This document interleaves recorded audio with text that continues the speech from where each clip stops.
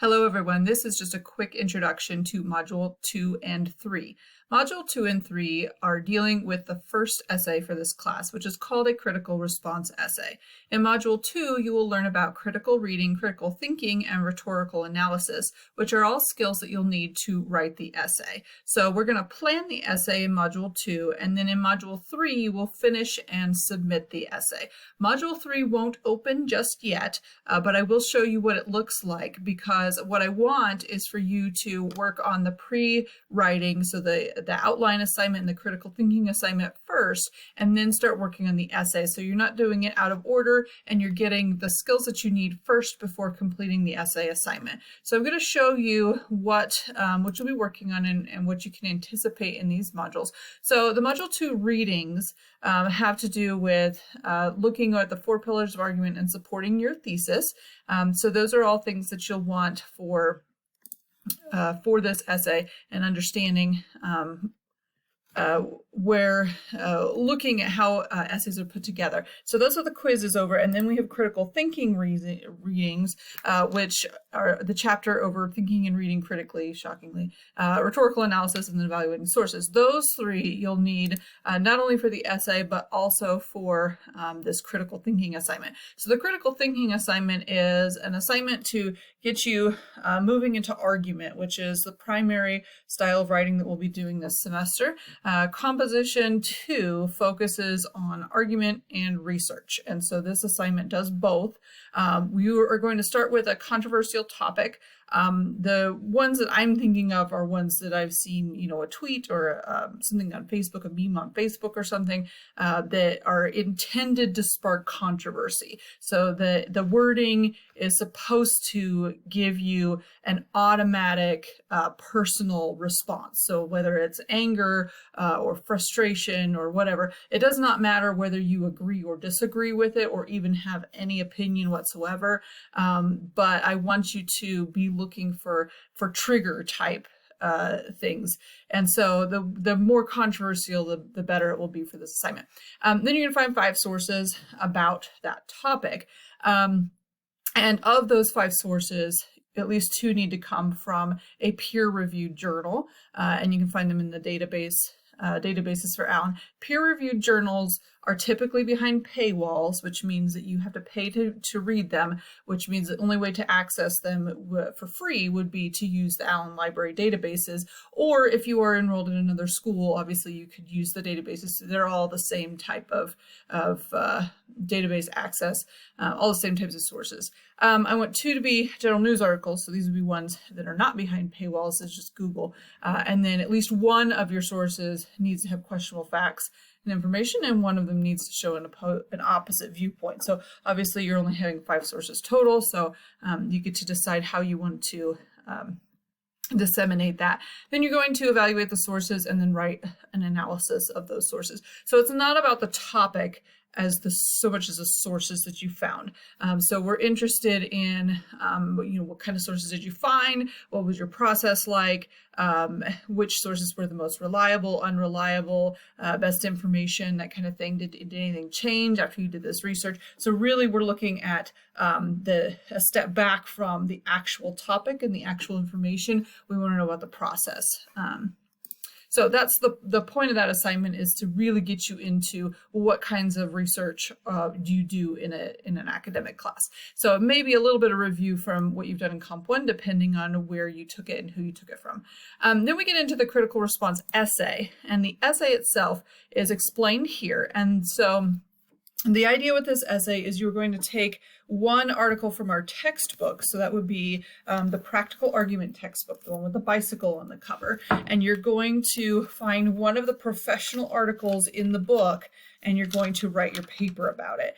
I usually tell students to pick an article where you see some obvious flaws. It doesn't really matter what the topic is, whether you agree or disagree with the author. What we're interested in is an analysis of the author's argument. So we're using critical response and rhetorical analysis here. So the body of your essay is going to be mostly looking at the author's strategy, how the author develops his or her argument, Like, do they put the thesis statement in the introduction or the conclusion? Maybe you can't find a thesis. Maybe they cover opposing viewpoints and maybe they don't. And does that add or detract from the argument?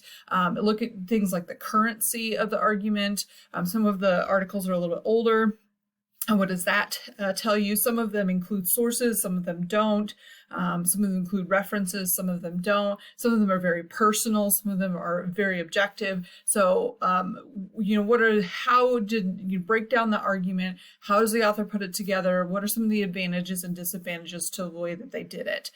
So it's a little bit of critique and a lot of analysis. So analysis is breaking down something into its parts in order to understand it better. And so that's what you're going to be doing with this. It is not a summary of the author's ideas. So you put a little bit of summary in the introduction, but the main focus of the essay is an analysis of what the author did in the article. And that's the biggest mistake students make, is they just repeat exactly what the author says in the article and leave it like that. So that is the essay that we'll be working on. So the first step, obviously, is to choose the article that you're going to use. And I'll show you what I mean by article. I'm in the table of contents, so this is right at the beginning of the book. And you can see chapter 1, the 4 pillars of argument. There's a thinking and reading about section, and it says thinking or reading and writing about the issues. Is college education worth the money? David Lionheart's Is College Worth It? Clearly New Data Say. That is an article that you could use. You could use Marty Nemco's We Send Too Many Students to College. You could use Jenny Lee's What Does It Mean to Be a College Grad? And just keep going down the list. You can see that the articles are ones that were published. They're written by someone who's not an author of our textbook, and they were published somewhere else. So you'll see as you go through the book and you find these articles that they have been published somewhere else. And a lot of them have this green bar above them that tells you where, it's an opinion piece. This was published here and in this year, that kind of thing. So I encourage you to go through the table of contents to look for articles. There's all different kinds of topics. There's some free speech discussions. There's a lot of education, online education, because it's, a college textbook. So there's a lot of stuff about education, some stuff about plagiarism. But then later on you get some like, should vaccines be required for all children? And do the benefits of fracking outweigh the environmental risks? And so there's some different topics there if you're not really wanting to get into the education ones. And then in part 6, we have some case book and debates sections. So there are some different topics in there. Are helicopter parents ruining their children's lives? That kind of thing. So there's different articles within there. So you look at those individual articles written by those separate people. So once you found something, if you're not sure what you found is an article from the book, then just send me an email and I can let you know. So that's the first step, is to decide what you're using for your essay. And then the second step is to write an outline of it. I don't have an example up here yet, but I will fairly shortly. Basically, you're going to type up your plan for your essay and submit it. And then I will be giving you feedback before then you work on your essay, so that you have some feedback from me.